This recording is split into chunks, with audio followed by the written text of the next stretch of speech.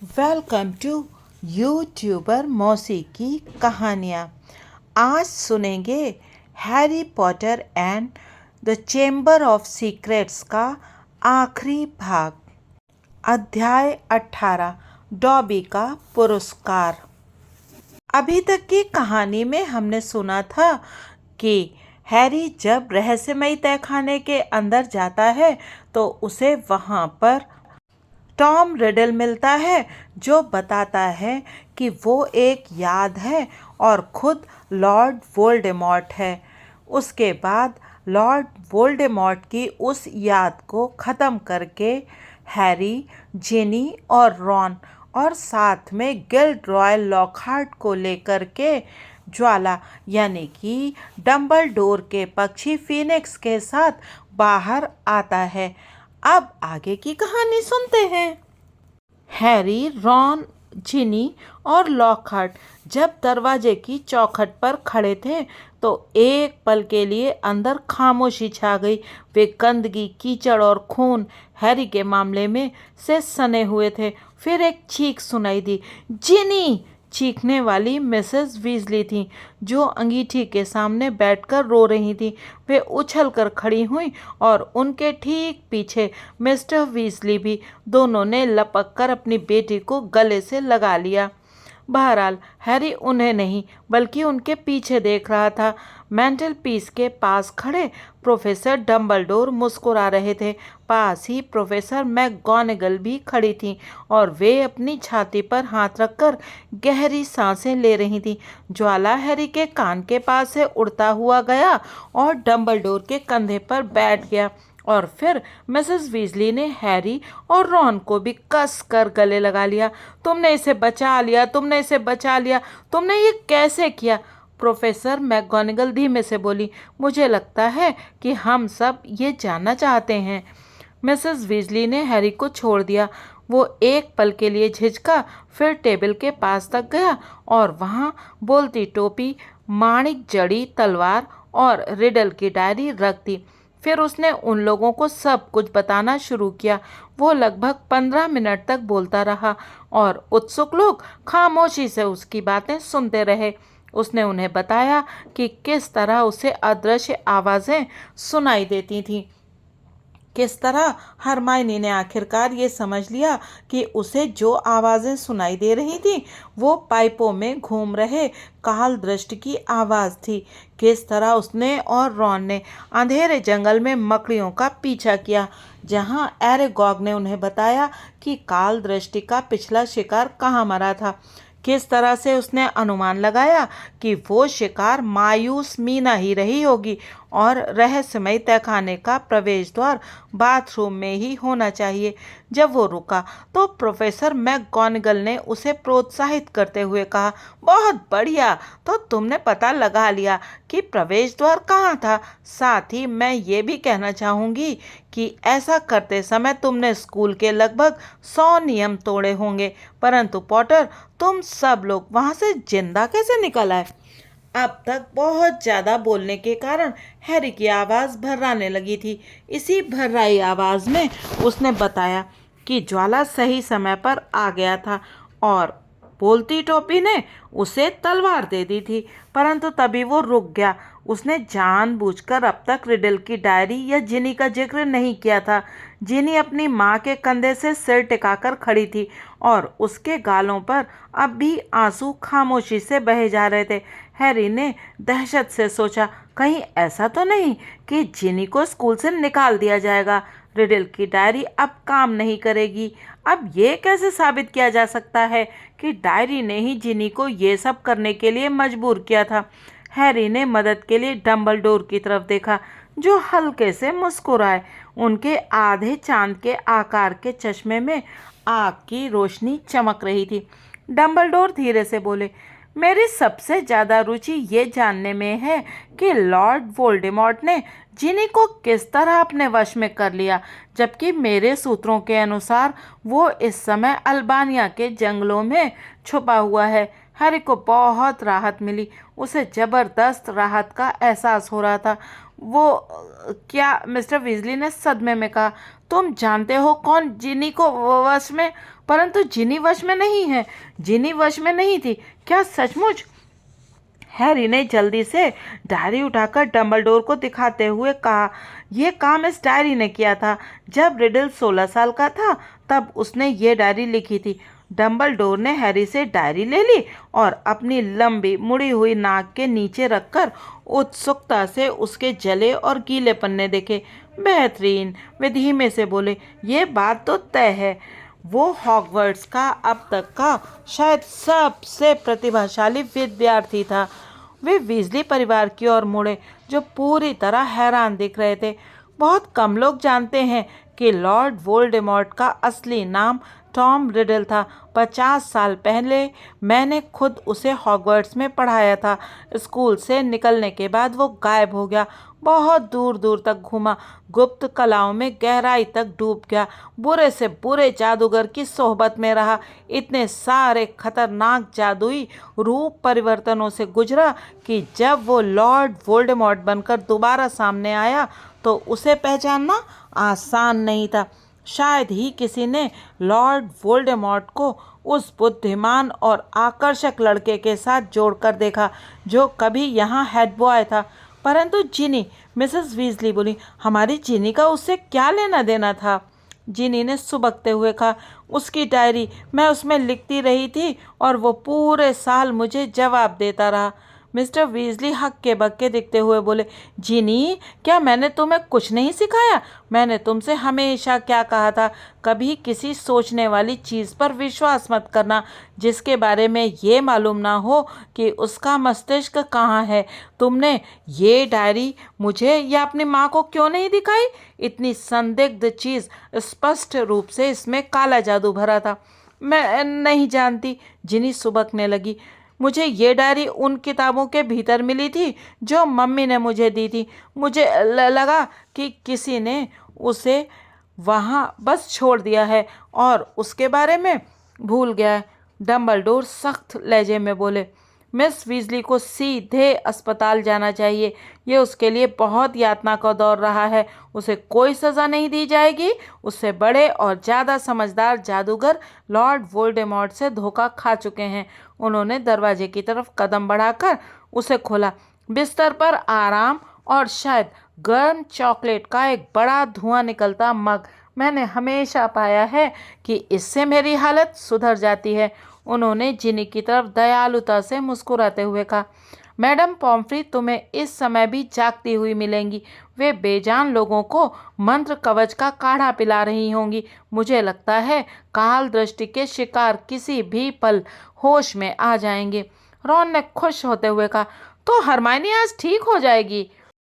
Dumbledore बोले, ऐसा कोई नुकसान नहीं हुआ है जो ठीक ना हो सके। मिसेस वीजली जिनी को बाहर ले गई और मिस्टर वीजली भी उनके पीछे चले गए। वे अब भी बुरी तरह विचलित दिख रहे थे। प्रोफेसर डंबलडोर ने कुछ सोचते हुए प्रोफेसर मैकगोनागल से कहा, देखो मिनर्वा, मैं सोचता हूँ कि इसके बाद एक अच्छा जश्न होना चाहिए। मेरा आपसे आग्रह है कि आप किचन में जाकर इसकी तैयारी करने की खबर दे दें। ठीक है, प्रोफेसर मैकगोनागल ने फुर्ती से कहा और दरवाजे की तरफ बढ़ी। पॉटर और वीजली से निपटने की जिम्मेदारी मैं आपको सौंपती हूँ। ठीक है, बिल्कुल, डंबलडोर ने जवाब दिया। प्रोफेसर मैकगोनागल चली गई। हैरी और रॉन अनिश्चितता से डंबलडोर को ताकते रहे। उनसे निपटने की जिम्मेदारी से प्रोफेसर मैकगोनागल का ठीक ठीक क्या मतलब था? कहीं ऐसा तो नहीं कि उन्हें सजा मिलने वाली हो। डंबलडोर बोले, मुझे अच्छी तरह से याद है कि मैंने तुम दोनों को पहले ही चेतावनी दे दी थी कि अगर तुमने स्कूल के नियम तोड़े तो मुझे तुम्हें स्कूल से बाहर निकालना पड़ेगा। रॉन ने दहशत से अपना मुंह फाड़ा, जिससे ये पता चलता है कि अच्छे से अच्छे आदमी को भी कई बार अपने शब्द वापस लेने पड़ते हैं। डंबलडोर मुस्कुराते हुए आगे बोले, तुम दोनों को स्कूल की सेवाओं के लिए विशेष पुरस्कार मिलेगा और मुझे देखने दो।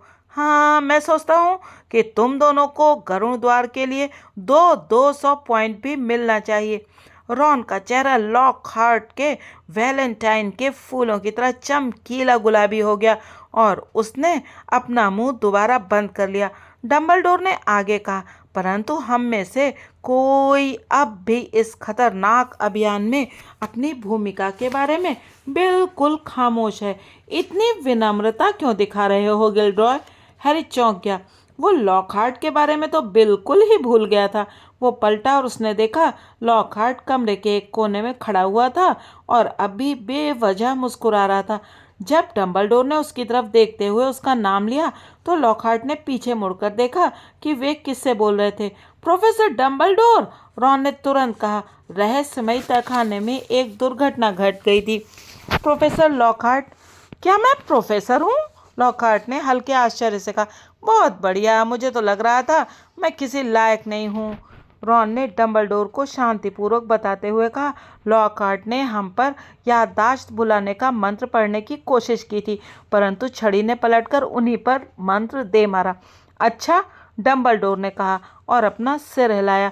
उनकी लंबी सफ़ेद मूछें फड़क रही थी। अपनी ही तलवार से चोट खा गए गिल्डरॉय। तलवार? लॉकहार्ट ने सक पकाते हुए कहा। मेरे पास तलवार नहीं है, उस लड़के के पास है। उन्होंने हैरी की ओर संकेत किया। वो आपको तलवार दे सकता है। डंबलडोर रॉन से बोले।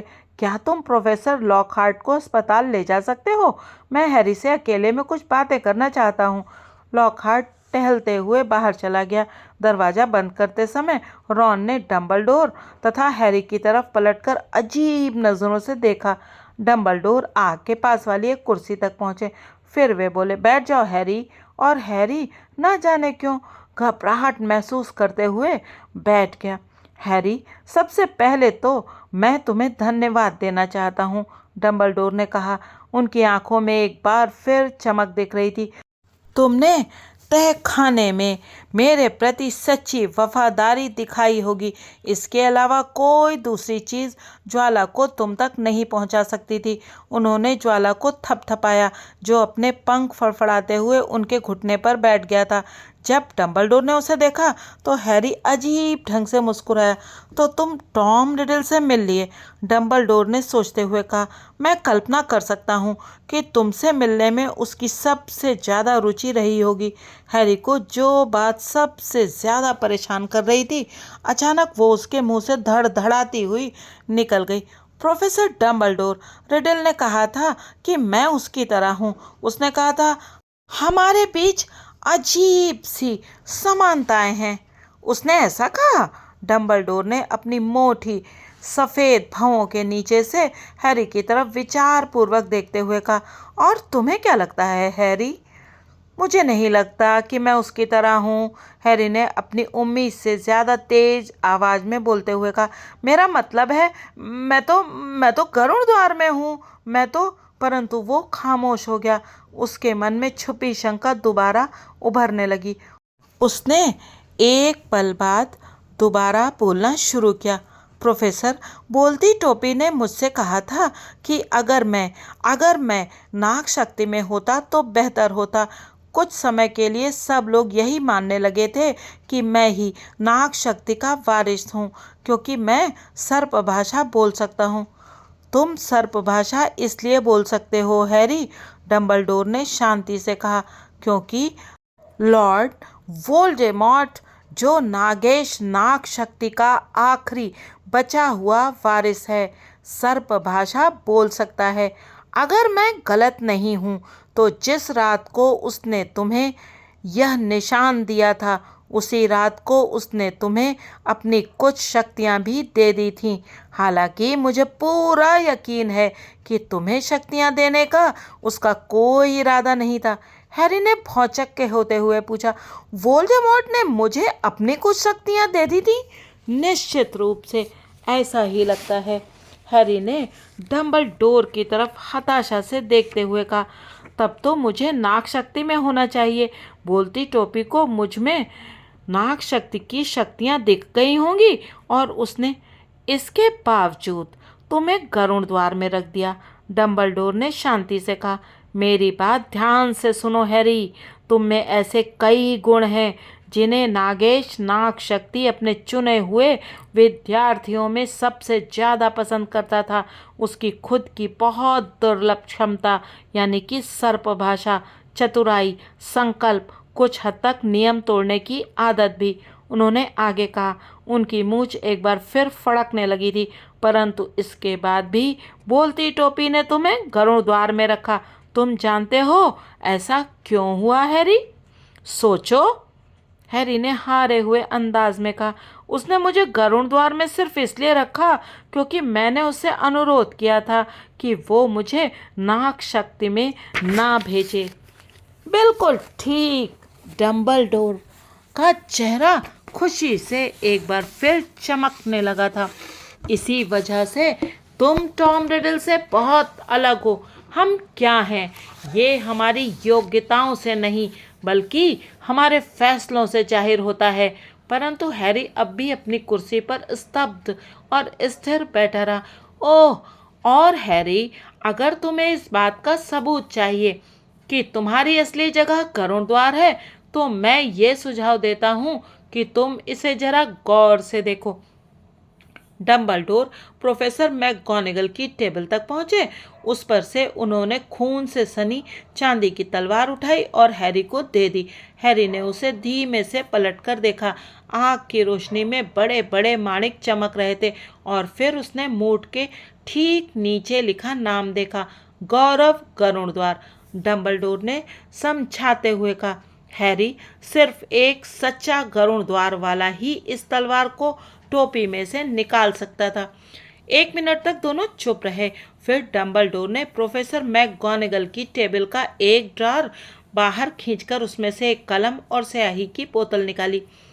अब तुम्हें जिस चीज की जरूरत है हैरी, वो है अच्छा भोजन और अच्छी नींद। मैं तुम्हें सुझाव देता हूँ कि तुम नीचे जश्न में जाओ। तब तक मैं अजकाबान में एक पत्र भिजवाता हूँ। हमें हमारा हैग्रिड वापस चाहिए और मुझे दैनिक जादूगर में छपवाने के लिए एक विज्ञापन भी तैयार करना होगा। उन्होंने सोचते हुए कहा, हमें गुप्त कलाओं से रक्षा के लिए एक नए टीचर की जरूरत है। न जाने क्यों हमारे यहाँ गुप्त कलाओं से रक्षा का कोई टीचर टिक ही नहीं पाता है ना? हैरी उठा और दरवाजे की तरफ बढ़ा। उसने अभी हैंडल की तरफ हाथ बढ़ाया ही था कि तभी दरवाजा इतनी जोर से खुला कि दीवार से टकराकर वापस लौट गया। वहां पर लूसियस मैल्फॉय खड़े थे। उनका चेहरा गुस्से से लाल था और उनकी बाह के नीचे डॉबी खड़ा था जिसके पूरे शरीर पर पट्टियां बंधी थी। गुड इवनिंग लूसियस, डंबलडोर चहकते हुए बोले। मिस्टर मैल्फॉय जब कमरे में तेजी से घुसे तो उन्होंने हैरी को लगभग गिरा ही दिया। डॉबी उनके पीछे पीछे दौड़ते हुए अंदर आया। वह उनके चोगे के सिरे को पकड़े खड़ा था और उसके चेहरे पर दहशत का भाव था। तो लूसियस मैल्फॉय ने अपनी ठंडी नजरें डंबलडोर पर जमाते हुए कहा, आप वापस आ गए। गवर्नरों ने आपको बर्खास्त कर दिया था, परंतु इसके बावजूद आपने हॉगवर्ट्स लौटना बेहतर समझा। देखो लूसियस, डंबलडोर ने एक शांत मुस्कान के साथ कहा, बाकी 11 गवर्नरों ने आज मुझसे संपर्क किया था। सच कहा जाए तो एक तरह से मैं उल्लुओं के तूफान में घिर गया था। उन्हें ये पता चला था कि आर्थर वीजली की बेटी की हत्या हो गई है और वे चाहते थे कि मैं यहाँ तत्काल लौट आऊँ। उनके ख्याल से इस स्थिति से निपटने के लिए मैं ही सर्वश्रेष्ठ व्यक्ति हूँ। उन्होंने मुझे बहुत अजीब कहानियाँ भी सुनाई। उनमें से कुछ ने तो ये बताया कि मेरी बर्खास्तगी के लिए उनके दस्तखत करवाते समय आपने उन्हें धमकी दी थी कि अगर उन्होंने दस्तखत नहीं किए तो आप उनके परिवारों को श्राप दे देंगे। मिस्टर मैल्फॉय हमेशा से ज़्यादा पीले दिखने लगे, परंतु उनकी आंखें अब भी आक्रोश से सिकड़ी हुई थीं। तो क्या आपने हमले रुकवा दिए हैं? मैल्फॉय ने व्यंग से पूछा। क्या आपने अपराधी को पकड़ लिया है? हाँ, डंबलडोर ने मुस्कुराते हुए कहा। अच्छा, मिस्टर मैल्फॉय ने तेजी से कहा, वो कौन है? वही जो पिछली बार था लूसियस, डंबलडोर बोले, परंतु इस बार लॉर्ड वोल्डेमॉर्ट ने किसी दूसरे के माध्यम से काम करा था। इस डायरी के माध्यम से उन्होंने छोटी काली किताब उठाई जिसके बीच में बड़ा छेद साफ दिख रहा था। फिर उन्होंने मिस्टर मैल्फॉय को गौर से देखा। बहरहाल हैरी डॉबी को देख रहा था। घरेलू जिन बहुत अजीब हरकतें कर रहा था। उसकी बड़ी आंखें हैरी को अर्थपूर्ण ढंग से देख रही थी। वो डायरी की तरफ इशारा कर रहा था और फिर मिस्टर मेलफॉय की तरफ और फिर अपनी मुट्ठी से खुद के सिर पर कसकर मार रहा था। अच्छा, मिस्टर मेलफॉय ने धीमे से डंबलडोर से कहा। बहुत चतुराई भरी योजना थी, डंबलडोर ने सामान्य लहजे में कहा। वे अब भी मिस्टर मेलफॉय की आंखों में आंखें डालकर देख रहे थे, क्योंकि अगर हैरी, मिस्टर मेलफॉय ने हैरी पर गुस्से भरी तीखी निगाह डाली, और उसका दोस्त रॉन इस डायरी को नहीं खोजते तो जिनी वीजली पर ही सारा दोष मढ़ दिया जाता। कोई भी कभी ये साबित नहीं कर पाता कि उसने अपनी मर्जी से यह काम नहीं किया था। मिस्टर मेलफॉय कुछ नहीं बोले। उनका चेहरा अचानक एक मुखौटे की तरह हो गया। और कल्पना करो, डंबलडोर ने आगे कहा, उस स्थिति में क्या हुआ होता। वीजली परिवार हमारे सबसे प्रमुख शुद्ध खून वाले परिवारों में से एक है। जरा सोचो, अगर लोगों को ये पता चलता कि आर्थर वीजली की बेटी मगलुओं पर हमले कर रही थी और उनकी हत्या कर रही थी, तो आर्थर वीजली और उनके मंगलू संरक्षण अधिनियम पर इसका क्या प्रभाव पड़ता। ये तो बहुत अच्छा रहा कि हमें ये डायरी मिल गई और इससे रिडल की यादें मिट गईं। अगर ऐसा नहीं होता तो ना जाने इसके क्या परिणाम होते। मिस्टर मेलफॉय ने खुद को बोलने के लिए विवश किया। बहुत अच्छा रहा, उन्होंने कड़क आवाज में कहा। अब भी डॉबी मेलफॉय की पीठ के पीछे से इशारे कर रहा था, पहले डायरी की तरफ, फिर लूसियस मेलफॉय की तरफ, और इसके बाद वो माथे पर हाथ ठोक रहा था। और अचानक हैरी समझ गया। उसने डॉबी की तरफ सिर हिलाया। डॉबी खुद को सजा देते हुए अपने कान उमेटने लगा और पीछे एक कोने में चला गया। मिस्टर मेलफॉय, क्या आप ये नहीं जानना चाहेंगे कि जिनी को ये डायरी कैसे मिली? हैरी ने पूछा। लूसियस मेलफॉय मुड़कर उसकी तरफ घूमे। वे बोले, मुझे क्या मालूम ये डायरी उस मूर्ख लड़की तक कैसे पहुंची, क्योंकि ये आपने ही उस तक पहुंचाई थी, हैरी ने कहा। फ्लरिश एंड ब्लॉट्स नामक किताबों की दुकान में आपने रूप परिवर्तन की उसकी पुरानी किताब उठाई थी और डायरी उसके भीतर रख दी थी, है ना? उसने देखा कि मिस्टर मेलफॉय के सफ़ेद हाथों की मुट्ठी बार बार बंद हो रही थी और खुल रही थी। इसे साबित करके दिखाओ, उन्होंने फुफकारते हुए कहा। अरे, कोई भी ये साबित नहीं कर पाएगा, डंबलडोर बोले और हैरी की तरफ देखकर मुस्कुराए। अब नहीं, जब रिडल उस डायरी में से गायब हो गया है। परंतु लूसियस, मैं आपको ये सलाह देना चाहूँगा कि आप लॉर्ड वोल्डेमॉर्ट की स्कूल की बाकी पुरानी चीज़ें भविष्य में किसी तक ना पहुँचाए। अगर और कोई चीज़ मासूम हाथों में पहुँची तो मैं सोचता हूँ कि आर्थर वीजली उसके लिए आपको जिम्मेदार ठहराने की पूरी व्यवस्था करना चाहेंगे। लूसियस मेलफॉय एक पल के लिए खड़े रहे। हैरी को साफ दिख रहा था कि उनका दायां हाथ हिला, जैसे वे अपनी छड़ी बाहर निकालने के लिए बेताब हों। बहरहाल इसके बजाय वे अपने घरेलू चिन्ह की ओर मुड़े। डॉबी, वापस चलो, उन्होंने दरवाज़ा जोर से खोला, और जब घरेलू जिन जल्दी से उनके पीछे आया तो उन्होंने उसे लात मारकर सीधे दरवाजे से बाहर कर दिया। पूरे गलियारे में डॉबी चीखते हुए गया और उसकी दर्द भरी चीख दूर दूर तक सुनाई दे रही थी। हैरी एक पल के लिए ठहरा और सोचता रहा। फिर उसके मन में एक विचार आया। प्रोफेसर डंबलडोर, उसने जल्दी से कहा, क्या मैं ये डायरी मिस्टर मेलफॉय को वापस कर सकता हूँ, प्लीज़?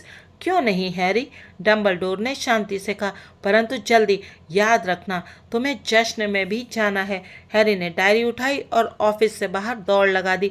वो मोड़ के पास डॉबी की दर्द भरी चीखों को धीमा होते सुन सकता था। वो ये सोच रहा था कि उसकी योजना सफल होगी या नहीं। बहरहाल उसने जल्दी से अपना एक जूता उतारा और फिर अपने गंदे मोजे को बाहर खींचते हुए उसके अंदर डायरी रख दी। फिर वो अंधेरे गलियारे में दौड़ पड़ा। वो सीढ़ियों के ऊपर उनके पास पहुंचा। मिस्टर मेलफॉय, उसने हाँफते हुए और दौड़ना बंद करते हुए कहा, मुझे आपको कुछ लौटाना है। ये कहते हुए उसने अपना बदबूदार मोजा लूसियस मेलफॉय के हाथ में जबरदस्ती पकड़ा दिया। क्या है? मिस्टर मेलफॉय ने डायरी के ऊपर से मोजे को हटाया और मोजे को एक तरफ फेंक दिया। फिर वे गुस्से से कभी डायरी को तो कभी हैरी को देखते रहे। इसके बाद मिस्टर मेलफॉय धीमे से बोले, हैरी पॉटर, तुम्हारा भी किसी दिन वही बुरा हाल होगा जो तुम्हारे माँ बाप का हुआ था। वे भी मूर्ख थे और दूसरों के मामलों में टांग अड़ाते थे। मेलफॉय पलटकर चलने के लिए आगे बढ़े। चलो डॉबी, मैंने कहा चलो। परंतु डॉबी हिला तक नहीं। उसके हाथ में हैरी का बदबूदार गंदा मोजा था और वो इसकी तरफ ऐसे देख रहा था जैसे उसे कोई अनमोल खजाना मिल गया हो। मालिक ने डॉबी को मोजा दिया है, घरेलू जिन ने हैरानी से कहा। मालिक ने डॉबी को मोजा दिया है? क्या? मिस्टर मेलफॉय ने थूक उड़ाते हुए कहा। ये तुम क्या कह रहे हो?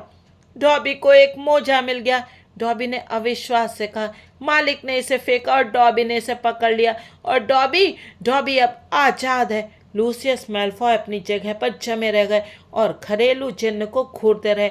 फिर उन्होंने हैरी पर छलांग लगाई। लड़के, तुमने मुझसे मेरा गुलाम छीन लिया। परंतु डॉबी चिल्लाया, आप हैरी पॉटर को कोई नुकसान नहीं पहुंचाएंगे। एक तेज धमाका हुआ और मिस्टर मेलफॉय पीछे की तरफ फिका गए। एक बार में 3 सीढ़ियां पार करते हुए वे मुड़ी तुड़ी हालत में नीचे जाकर फर्श पर गिरे। उठते समय उनका चेहरा गुस्से से लाल हो रहा था। उन्होंने अपनी छड़ी बाहर निकाली, परंतु डॉबी ने उन्हें चेतावनी देते हुए अपनी लंबी उंगली उठाई। आप अब चले जाएं, उसने मिस्टर मेलफॉय की तरफ उंगली हिलाते हुए गुस्से से कहा। आप हैरी पॉटर को हाथ भी ना लगाएं। अब आप यहाँ से चले जाएं। लूसियस मेलफॉय के पास और कोई विकल्प नहीं था। उन दोनों पर आखिरी बार कहर ढाती निगाह डालने के बाद उन्होंने अपना चोंगा अपने चारों तरफ लहराया और तेज कदमों से चलते हुए ओझल हो गए। हैरी पॉटर ने डॉबी को आजाद कर दिया। घरेलू जिन ने चीखते हुए हैरी की तरफ देखा। सबसे पास वाली खिड़की से आती चांदनी उसके गेंद जैसी गोल आंखों में चमक रही थी। हैरी पॉटर ने डॉबी को आजाद कर दिया। मैं कम से कम इतना तो कर ही सकता था डॉबी, हैरी ने मुस्कुराते हुए कहा। बस इतना वायदा करो कि अब दोबारा कभी मेरी जान बचाने की कोशिश नहीं करोगे। घरेलू जिन्न के बदसूरत भूरे चेहरे पर अचानक एक चौड़ी दांत दिखाने वाली मुस्कान आ गई। जब डॉबी ने कांपते हाथों से हैरी का मोजा पहना तो हैरी ने कहा, डॉबी, मैं तुमसे सिर्फ एक सवाल पूछना चाहता हूँ। याद है तुमने मुझसे कहा था कि इसका तुम जानते हो कौन से कोई लेना देना नहीं था? तो यह एक इशारा था सर, डॉबी ने कहा। उसकी आंखें फैल गई थीं, जैसे ये इतना स्पष्ट इशारा था कि हैरी को उसे पहली बार में ही समझ लेना चाहिए था। डॉबी आपको इशारा कर रहा था। शैतानी जादूगर के नाम बदलने से पहले सब लोग उसका नाम ले सकते थे। अब आपको समझ में आया? हाँ, समझ में आया, हैरी ने धीमे से कहा। अच्छा, तो बेहतर होगा कि मैं चल दूं। जश्न हो रहा है और मेरी दोस्त हरमाइनी भी अब तक जाग गई होगी। डॉबी ने अपनी बाहें हैरी की कमर में डाली और उससे लिपट गया। डॉबी हैरी पॉटर को जितना महान मानता था, हैरी पॉटर तो उससे भी महान निकला। वो सुबकते हुए बोला, अलविदा हैरी पॉटर, और एक तेज चुटकी की आवाज़ के साथ डॉबी गायब हो गया। हैरी कई बार हॉगवर्ट्स के जश्नों में शामिल हो चुका था, परंतु इस बार जैसा जश्न पहले कभी नहीं मनाया गया था। सब अपने पायजामे पहने सारी रात वहाँ खुशियाँ मनाते रहे। हैरी नहीं जानता था कि सबसे अच्छी बात कौन सी थी। जब हरमाइनी उसकी तरफ चीखती हुई भाग कर आई, तुमने इसे सुलझा लिया, तुमने इसे सुलझा लिया। या फिर जब जस्टिन तेजी से मेहनत कश की टेबल से उससे हाथ मिलाने आया और बहुत देर तक माफ़ी मांगता रहा कि उसने हैरी पर खाम खा शक किया। या फिर जब हैग्रिड रात को 3:30 बजे आया और उसने हैरी तथा रॉन के कंधों पर इतनी जोर से शाबाशी दी कि वे लगभग अपने केक की प्लेट पर गिर गए। या जब उसके और रॉन के 400 पॉइंटों के कारण घरों द्वार लगातार दूसरे साल हाउस कप जीत गया। या जब प्रोफेसर मैकगोनागल ने खड़े होकर उन सबको ये बताया कि इस उपलक्ष्य में परीक्षाएं निरस्त कर दी गई थी, जिस पर हरमाइनी बोली, अरे नहीं। या जब डम्बलडोर ने ये घोषणा की कि दुर्भाग्य से प्रोफेसर लॉकहार्ट अगले साल पढ़ा नहीं पाएंगे क्योंकि उन्हें जाकर अपनी याददाश्त वापस लाने की कोशिश करनी पड़ेगी। इस खबर पर खुश होकर जिन बहुत से लोगों ने तालियां बजाईं, उनमें कुछ टीचर्स भी शामिल थे। शर्म की बात है, रॉन ने अपनी प्लेट में एक जैम वाला केक रखते हुए कहा। मैं अब उसे सचमुच पसंद करने लगा था। स्कूल में सत्र के बचे हुए गर्मियों के दिन सूरज की चमकती धुंध में बीते। हॉगवर्ट्स एक बार फिर सामान्य हो गया था। सिर्फ कुछ छुटपुट परिवर्तन हुए थे। गुप्त कलाओं से रक्षा के विषय की क्लासें अब नहीं लगती थी, परंतु हमने उसका वैसे भी काफी अभ्यास कर लिया है, रॉन ने असंतुष्ट हरमाइनी से कहा। और लूसियस मैल्फॉय को स्कूल के गवर्नर पद से हटा दिया गया था। ड्रैको अब स्कूल में इस तरह से इतराता नहीं फिरता था जैसे वो यहाँ का मालिक हो। इसके विपरीत वो चिड़चिड़ा और अप्रसन्न दिख रहा था। दूसरी तरफ जिनी वीजली एक बार फिर पूरी तरह खुश दिखने लगी थी। बहुत जल्दी ही हॉगवर्ट्स एक्सप्रेस से घर वापस लौटने का समय आ गया। Harry, Ron, Hermione, Fred, George और जिनी एक ही कंपार्टमेंट में साथ साथ बैठे। छुट्टियां शुरू होने के बाद उन्हें जादू करने की मनाही थी, इसलिए उन्होंने उन आखिरी घंटों की आज़ादी का भरपूर आनंद लिया। उन्होंने एक्सप्लोडिंग स्नैप खेला, फ्रेड और जॉर्ज के फिलबिस्टर पटाखे चलाए और एक दूसरे को जादू से निरस्त करने का अभ्यास किया। हैरी इसमें बहुत निपुण हो गया था। वो लोग लगभग किंग्स क्रॉस स्टेशन पर पहुंच ही गए थे कि तभी हैरी को कोई चीज़ याद आई। जिनी, तुमने पर्सी को ऐसा क्या करते देखा था जो उसने तुम्हें किसी को भी बताने से मना किया था? अच्छा वो, जिनी ने हंसते हुए कहा। देखो, पर्सी की एक गर्लफ्रेंड है। फ्रेड ने जॉर्ज के सिर पर किताबों का ढेर गिरा दिया। क्या? जिनी बोली। वो है चील घाट की प्रीफेक्ट पेनीलोप क्लियरवाटर। पर्सी ने पिछली गर्मियों भर उसी को खत भेजे थे। वो उससे स्कूल में छुपकर मिलता भी था। एक दिन जब वे एक खाली क्लासरूम में एक दूसरे को चूम रहे थे तो मैंने उन्हें देख लिया। वो इतना परेशान हुआ कि जब पेनीलोप पर तुम जानते हो हमला हुआ, तुम उसे चिढ़ाओगे तो नहीं ना? उसने चिंता से आगे कहा। इस बारे में तो हम लोग सपने में भी नहीं सोच सकते, फ्रेड बोला, जबकि उसकी शक्ल से साफ लग रहा था जैसे उसका जन्मदिन जल्दी ही आ गया हो। बिल्कुल नहीं, जॉर्ज ने खी करते हुए कहा। हॉगवर्ट्स एक्सप्रेस धीमी हुई और आखिरकार रुक गई। हैरी ने अपनी कलम बाहर निकाली और चर्म पत्र भी। फिर वो रॉन और हरमाइनी की तरफ मुड़ा। उसने चर्म पत्र पर 2 बार कुछ लिखा, फिर उसे 2 हिस्सों में फाड़ा और उन दोनों को एक एक हिस्सा दे दिया। इसके बाद उसने रॉन को बताया, इसे टेलीफोन नंबर कहते हैं। पिछली गर्मियों में मैंने तुम्हारे डैडी को टेलीफोन का इस्तेमाल करना सिखा दिया था। उनसे पूछ लेना। डर्सली परिवार में मुझे फ़ोन करते रहना, ठीक है? मैं सिर्फ डडली के साथ बातें करके पूरे 2 महीने नहीं गुजार सकता। ये सब मुझसे सहन नहीं होगा। जब वे ट्रेन से उतरे और जादू के बैरियर की तरफ जाती भीड़ में शामिल होगा तो हरमाइनी बोली, तुम्हारे अंकल आंटी तो गर्व के मारे फूले नहीं समाएंगे जब वे सुनेंगे कि तुमने इस साल क्या कमाल किया है ना? गर्व? हैरी ने कहा। क्या तुम पगला गई हो? इतने सारे मौके थे जब मैं मर सकता था और फिर भी मैं बच गया। वे लोग अपने सिर के बाल नोच लेंगे। और फिर वे मगलों की दुनिया में ले जाने वाले बैरियर से एक साथ बाहर निकल गए। तो यहाँ हैरी पॉटर और रहस्यमयी तहखाना की कहानी खत्म होती है। अगले भाग में जानेंगे कि हैरी ने और कौन से रोमांचक कारनामे अपने दोनों दोस्तों रॉन और हरमाइनी के साथ मिलकर किए। लेकिन आप बने रहिएगा यूट्यूबर मौसी की कहानियों के साथ और सुनते रहिएगा ऐसी ही मज़ेदार शानदार कहानियाँ। चैनल को सब्सक्राइब करना और वीडियो को लाइक करना बिल्कुल मत भूलिएगा। फिर मिलेंगे, तब तक अलविदा हैरी पॉटर के चाहने वालों। Thanks for watching.